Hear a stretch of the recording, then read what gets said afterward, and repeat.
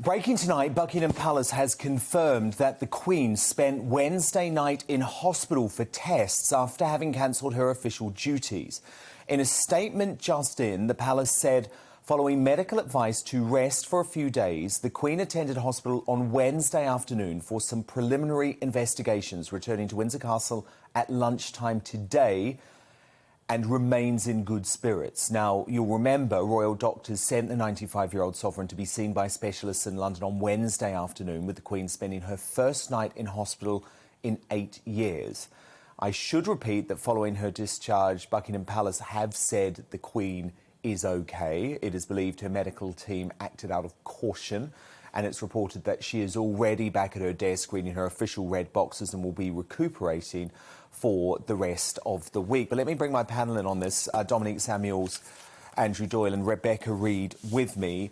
Rebecca Reid, of course, we knew that it was serious in some way for the Queen to cancel this trip to Northern Ireland at the last minute. While this doesn't sound too serious, when you have your head of state, someone who's so beloved at 95 years old, obviously any time she's in hospital, it is cause for concern. Yeah, and also she very recently, her husband died quite recently, and we know that in older couples, losing one half of, well, I shouldn't say losing, she wouldn't like that, when one half dies, and she would definitely use the word dies, that does do bad things, and unfortunately she is 95, and being in hospital when you're 95 is no joke. And I genuinely nearly cried when I saw her. Like, I feel like she is everyone's granny on some level. Of course. And it is genuinely... Also, I just wish her horrible children and her horrible grandchildren would all behave for a few weeks and give her a break.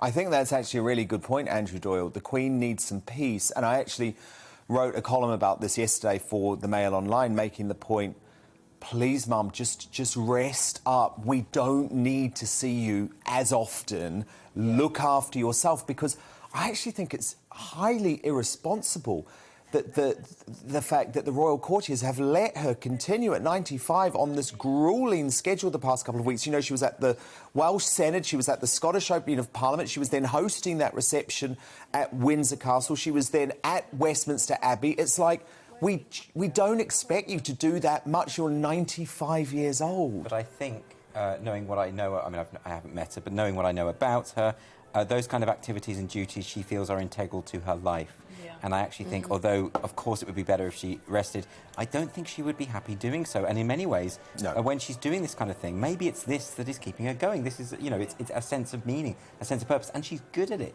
And well, Dominique so she's Samuels... the Queen. Who's going to tell her that she can't? No, indeed. No, and that's the really serious point, actually. And Dominique Samuels, that's the issue. Actually, no one can tell her to slow down.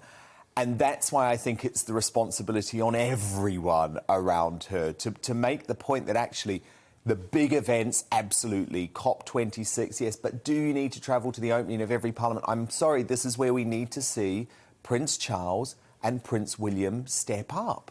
I mean, they just don't do it like the Queen does, though. No. They say things that are perhaps inappropriate, that perhaps wade into don't politics. wade into politics, talking about climate change, not perhaps perceiving the public mood as well as they could. And like Andrew said, this is a part of the Queen's identity. It's about her sense of duty.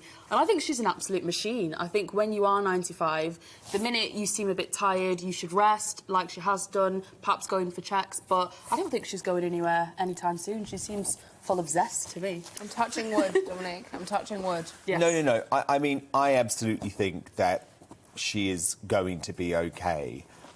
But there's just a drip of stories, the fact that she's given up alcohol. For me, it's just the fact I would not be surprised, Rebecca, if any person at 95 years old, continuing with this sort of schedule, ended up in hospital. It's not what you're meant to do at that age. Well, I think it's fantastic that she does it, and I don't think she should stop doing it unless she wants to. I think, honestly, the bigger issue is that over the course of her reign, which is a very long time, she has done the most incredible job, and I think what really breaks my heart a little bit is the idea that she might die now when everything with Prince Andrew is a complete disaster, and with Harry and Meghan is a bit of a disaster, and even some of the William and Kate sentiment isn't brilliant, and people are cross with Prince Charles about various things. She deserves to go out feeling like she's left it in a better state than it was when she inherited it.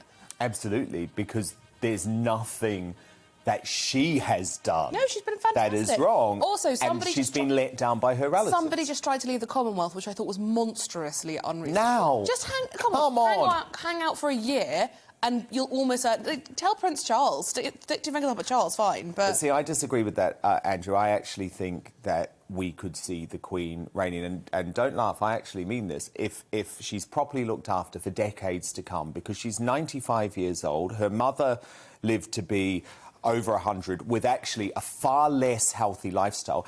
And we saw the Queen just this week, ironically, publicly turn down receiving the Oldie of the Year award because she said, this wouldn't be appropriate for me because you're only as old as you feel. And she, I think, was sending a very clear message with that award. She's not going anywhere anytime soon. Well, I mean, she's got a lot more energy than I have, and so she does have a point about that. I think she works more than you too. No one works more than Andrew. He never leaves this building. I think decades is wishful thinking.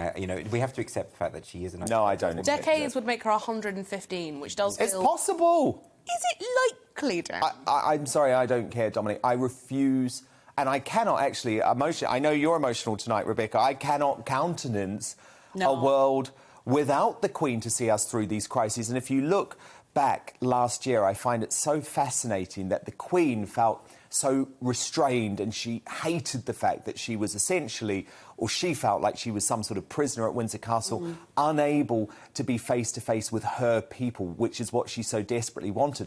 But actually, she delivered possibly the greatest public address of her reign at the height of the COVID pandemic, when the country was rudderless, when we had Boris Johnson suffering from COVID and he would soon be admitted into hospital.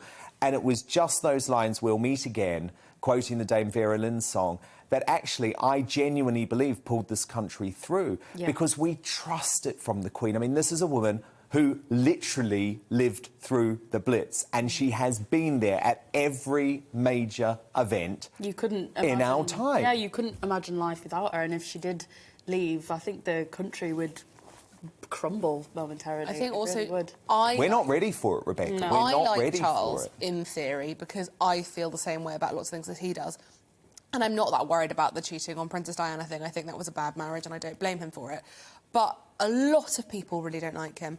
And again, I just feel so sad for her that she will die not leaving this perfectly groomed, perfect heir.